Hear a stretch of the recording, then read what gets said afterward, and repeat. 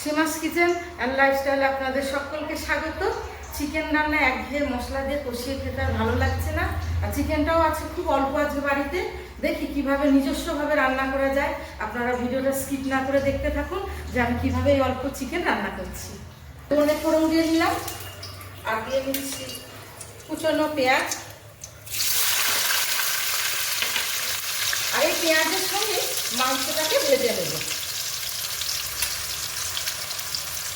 খুব শর্ট পদ্ধতিতে। অল্প সময়ে আমি এটা রান্না করে দেখাবো। মাংস আর পেঁয়াজ ভাজা হয়ে গেছে। টমেটো কুচি, লঙ্কা আর আদা বাটা দিয়ে কষিয়ে নেব আর দিয়ে দেবো স্বাদ মতো লবণ।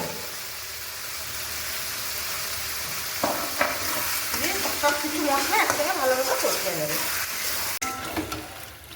মশলা থেকে তেল ছেড়ে গেছে, এবার আমি সামান্য গরম জল দিয়ে চিকেনটাকে সিদ্ধ করে নেব ঢাকা চাপা দিয়ে।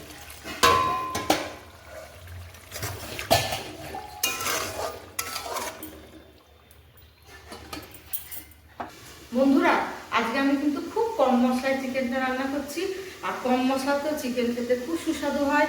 আমি এখানে আজকে জিরে গুঁড়ো, ধনে গুঁড়ো, হলুদ গুঁড়ো আর লঙ্কা গুঁড়ো কোনো কিছু মশলা ইউজ করিনি, রসুন না, শুধু পেঁয়াজ, লঙ্কা, টমেটো আর শেষে একটুখানি গরম মশলা দেবো। দেখবেন খেতে খুব ভালো লাগবে।